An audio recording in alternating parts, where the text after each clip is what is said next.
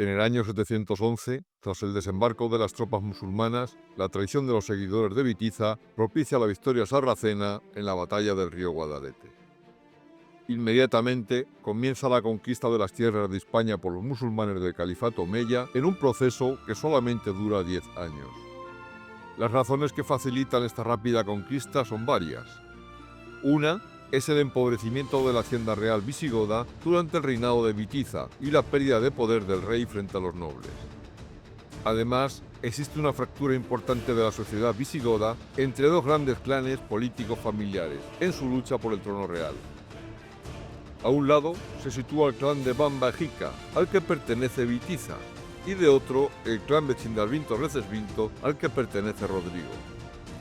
Esta división del estamento aristocrático militar en dos facciones es irreconciliable, hasta el punto que los witizanos son instigadores y aliados de los invasores musulmanes. La conquista musulmana también cuenta con el inestimable apoyo de la mayoría de la población judía, muy numerosa en la Bética, en la Galia narbonense y en toda la cuenca mediterránea. Los judíos conocen, por lo que antes ha ocurrido en el norte de África, que su situación mejorará al llegar los nuevos gobernantes musulmanes cuando reciban el mismo estatus que la población cristiana visigoda. En el corazón de la península ibérica, donde las montañas se encuentran con el cielo, surge uno de los relatos más emblemáticos de la resistencia cristiana, el mito de Don Pelayo y la batalla de Covadonga. Este episodio, que se sitúa a principios del siglo VIII, marca el inicio de un largo proceso conocido como la Reconquista. Un periodo en el que los reinos cristianos luchan por recuperar las tierras ocupadas por los musulmanes. El santuario de Covadonga, erigido en ese sagrado lugar de Asturias, es un símbolo perdurable de esta batalla. Con su basílica y la Santa Cueva, que alberga a la Virgen de Covadonga, se ha convertido en un centro de peregrinación donde la historia y la espiritualidad se entrelazan. Cada año, miles de españoles visitan este lugar, no solo para rendir homenaje a la figura de Don Pelayo, sino también para conectar con un pasado que muchos consideran fundamental en la identidad nacional. Esta es nuestra historia.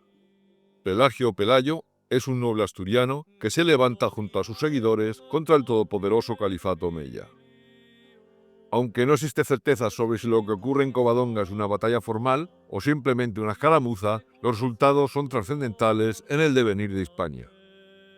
La rebelión, lejos de ser un acto aislado, tan despreciado por los invasores árabes, enciende la llama de la resistencia entre los pueblos cristianos, cimentando el comienzo de un movimiento que a modo de cruzada se extenderá durante 8 siglos.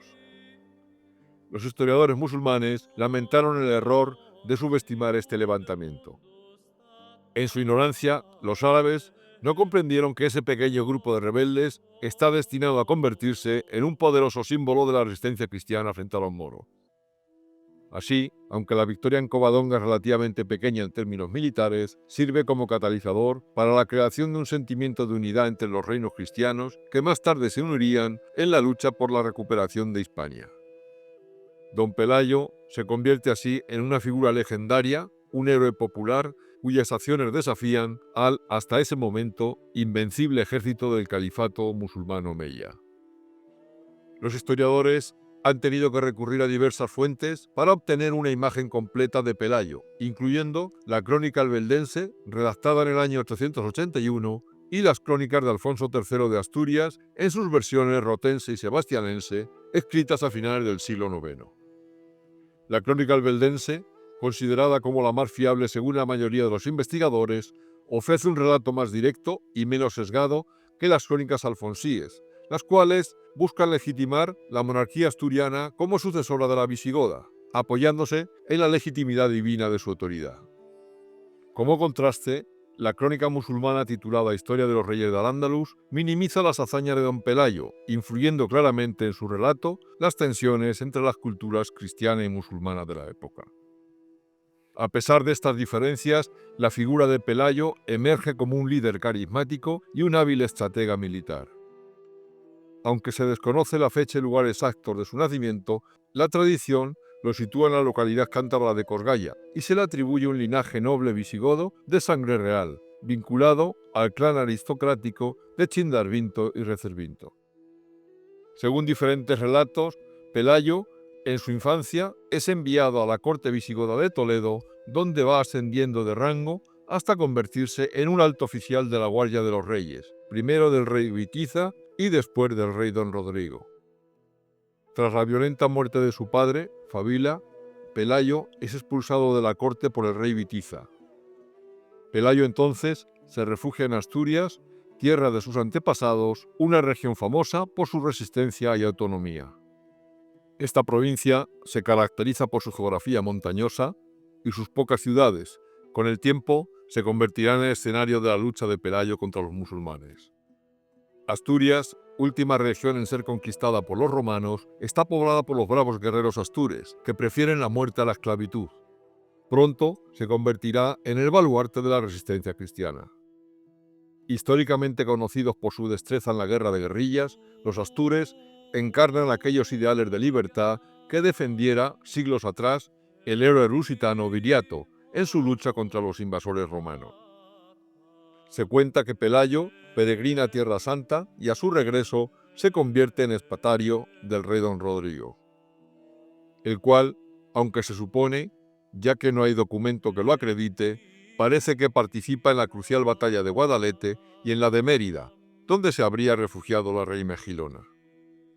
Las fuentes sugieren que Pelayo, al igual que muchos otros nobles, junto a su hermana y un reducido grupo de leales, abandona Toledo, capital del reino visigodo, antes de la llegada del rápido avance musulmán.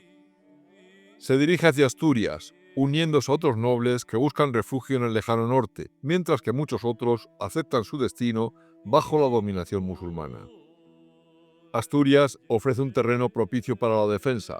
Las montañas pueden actuar como refugio natural para aquellos que quieran continuar la lucha contra el invasor. La batalla de Covadonga, que marca el comienzo de la resistencia cristiana en la península, representa un hito por el que Pelayo se establece como el líder indiscutible. En el año 714, Uthman bin Naisa, conocido como Munuza, es nombrado gobernador de Galaecia por el califato omeya. Este territorio abarcaría las tierras que hoy conocemos como Galicia, Asturias, Cantabria, parte de Castilla y León y el norte de Portugal. Con la intención de consolidar su poder en la región, Munuza envía una guarnición a Gijón para establecer un férreo control sobre las tierras asturianas, donde su gobierno se caracteriza por un uso extremo de la violencia y la opresión hacia los cristianos. La intención de esta opresión es clara: pretende facilitar la recaudación de impuestos entre los cristianos, apoyándose en el miedo, ante unos vasallos con tanta fama de luchadores y rebeldes. La rebelión de Pelayo no surge de un solo evento, sino de una serie de circunstancias. Munuza, en su afán por someter a la nobleza visigoda, exige rehenes de las principales familias. El gobernador Munuza se quita de en medio a Pelayo al incluirle en el grupo de rehenes. Ermesinda, hermana de Pelayo, previamente se habría comprometido en matrimonio con otro cristiano, don Alfonso. Sin embargo, Munuza, perdidamente enamorado de Ermesinda, pretende desposarse con ella, aprovechando que también es su tutor, en un acto que mancillaría el honor de Pelayo. Al enterarse del engaño de Munuza durante su traslado a Córdoba, Pelayo consigue escaparse y regresar a Asturias, aunque no puede evitar la boda de su hermana con Munuza. Pelayo entonces libera su alma de rebelde y se convierte en un proscrito. En ese momento, el cerco de injusticias hacia los cristianos se intensifica. Los musulmanes tienen la intención de requisar tierras de cristianos para dárselas a sarracenos que han combatido en la batalla de Guadalete. Además, el califato omeya, que ha sufrido derrotas en Oriente frente a bizantinos y búlgaros, sufre una grave crisis económica. La crónica mozárabe, escrita en el año 754, dice que los musulmanes en aquel momento ordenan duplicar los impuestos. El califato omeya decide aumentar los impuestos a los cristianos, doblándolos, y requisar todas las pertenencias a los judíos que, curiosamente, durante la invasión tanto les habían ayudado. Desesperados, los asturianos se levantan contra la opresión, mientras otros huyen a las montañas en busca de refugio. La situación es insostenible, las tensiones contra los musulmanes crecen, dando lugar a un movimiento de resistencia. Algunos asturianos, con mujeres y ganado, se refugian en el monte Euseba, cercano a Cangas de Onís. concretamente en la Cova Dominica, según la crónica rotense, o en la Cova Sante Marie, si tomamos en cuenta la sebastianense. En este contexto caótico, Pelayo es elegido como líder entre un pequeño grupo de rebeldes que se han refugiado en las montañas. Aunque en sus inicios carece de un reino formal, su figura comienza a resonar entre los caballeros cristianos del norte, quienes comienzan a unirse a su causa.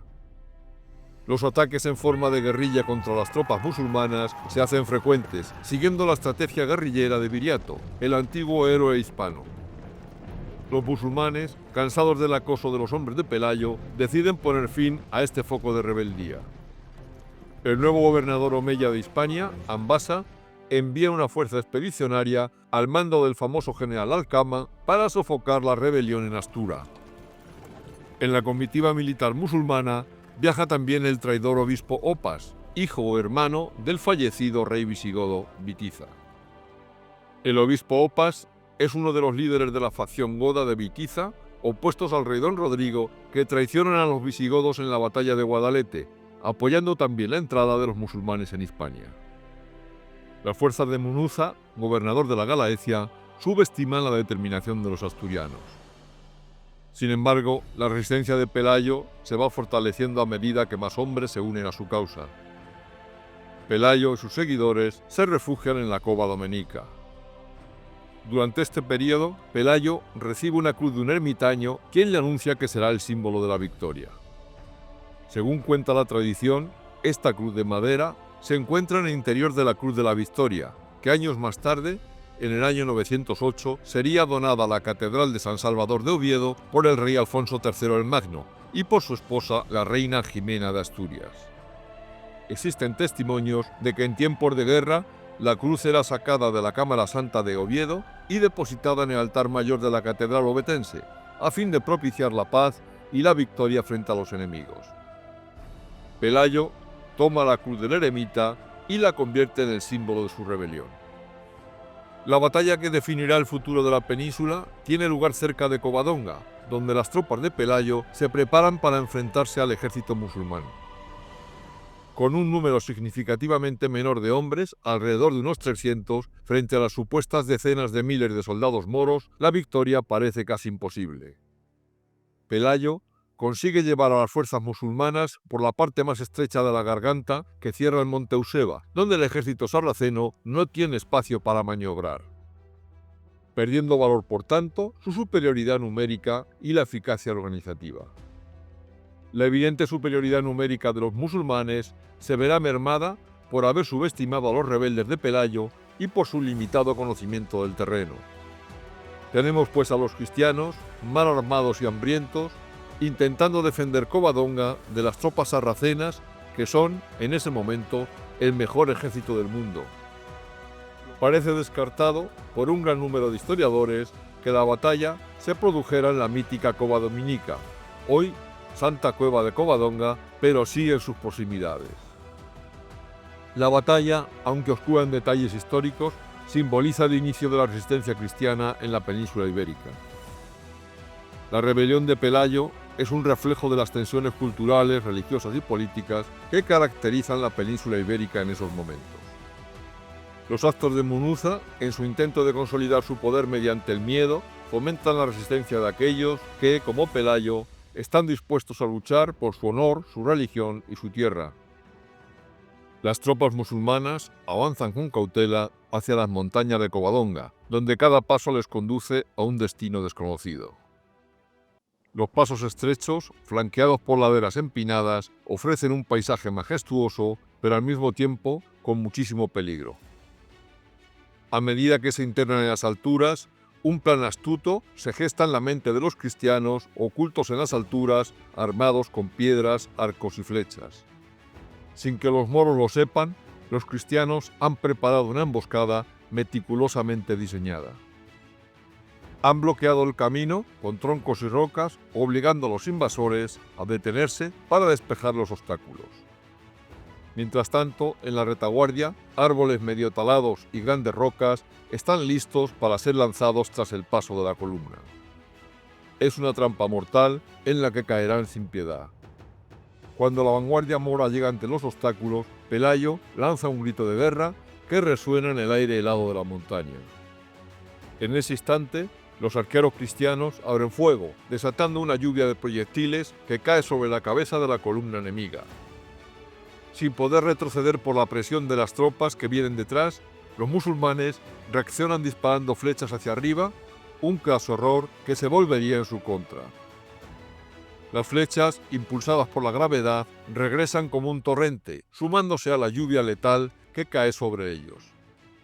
A pesar de que levantan sus escudos, en un intento de protegerse, pronto se dan cuenta de que su situación es insostenible. Los guerreros de vanguardia, cubiertos por los escudos de sus compañeros, se apresuran a despejar el camino, pero el tiempo está en su contra. Los cristianos, aprovechando la ventaja de la altura, comienzan a arrojar rocas desde el borde del desfiladero, causando estragos en las filas musulmanas. Las piedras se deslizan y arrastran a otras, pulverizando escudos y aplastando a quienes los portan. La moral de los sarracenos se derrumba rápidamente y la confusión reina entre sus filas. Al darse cuenta de que no hay salida, comienzan a retroceder, empujando a la multitud. Este movimiento es su peor error. Los cristianos, viendo su oportunidad, renuevan el ataque. Los musulmanes, envueltos en el pánico, intentan abrirse camino a través del bloqueo, dejando caer armas y armaduras en su desesperación por escapar.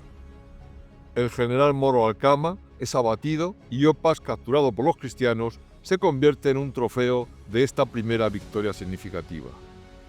Aunque la reconstrucción de estos hechos carece de fuentes fiables y se basa en la tradición oral y en relatos contrastantes de ambas partes, no cabe duda que la batalla de Covadonga muy probablemente se desarrolla de una forma similar a la descrita, marcando en cualquier caso un hito en la historia. A medida que los restos del ejército musulmán se retiran, Pelayo ordena que se hostigue a los supervivientes durante todo su camino de regreso, diezmando aún más sus filas. Su intención es infligir tal derrota que los invasores se lo piensen dos veces antes de intentar nuevamente conquistar esas tierras. Bajo un ataque constante, los musulmanes abandonan el campo de batalla, dejando un rastro de muerte a su paso. Es un goteo de bajas en medio de su desesperación y finalmente el ejército musulmán se disuelve. Por primera vez, los musulmanes son derrotados y los cristianos logran su primer triunfo, sentando las bases de una resistencia que resonará a través de los siglos. En las montañas de Covadonga, la lucha por la libertad ha comenzado. La batalla de Covadonga, ocurrida a principios del siglo VIII, se erige como uno de los momentos cruciales en la historia de España. Este enfrentamiento no solo marca el inicio de la resistencia cristiana ante la invasión musulmana, sino que también da pie al proceso que conocemos como reconquista de las tierras de Hispania. A pesar de las dudas y la falta de certeza sobre el número exacto de los hombres que participan, la relevancia del acontecimiento es innegable, aun cuando los cronistas árabes intentan restarle toda la importancia que pueden. La victoria de Pelayo en Covadonga se convierte en un hito fundamental en la historia de España, no solo porque detiene el avance musulmán, sino también porque instaura un precedente para la lucha cristiana que continuará durante siglos. La victoria de don Pelayo legitima su ascenso como rey del naciente reino de Asturias. Después de derrotar a las fuerzas musulmanas, los restos dispersos del ejército sarraceno inician una desordenada retirada por los acosados constantemente por las tropas asturianas. En Gijón, el gobernador Munuza recibe con alarma noticia de la derrota y, sin opción, tiene que abandonar la ciudad junto con los últimos musulmanes que quedan en Asturias, dirigiéndose hacia la meseta central. En algún punto del camino real del puerto de la Mesa, encuentra su final en una emboscada organizada por Pelayo y sus hombres. Con la amenaza musulmana dispersada, Pelayo decide establecer su sede en Cangas de Onís, eligiendo esa localidad por su protección natural frente a futuros ataques. La noticia de su victoria resuena a lo largo de Hispania, atrayendo a caballeros cristianos de otras regiones que se ofrecen para servir al rey asturiano en su corte de Cangas de Onís. Pelayo fallece en el año 737 tras un reinado de 19 años y es enterrado junto a su esposa, la reina Gaudiosa, en la iglesia de Santa Eulalia de Abamia.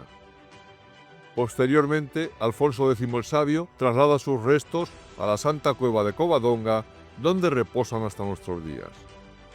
Tras su muerte, su hijo Fabila asume el trono, aunque su reinado es muy breve debido a su trágica muerte mientras intenta cazar un oso.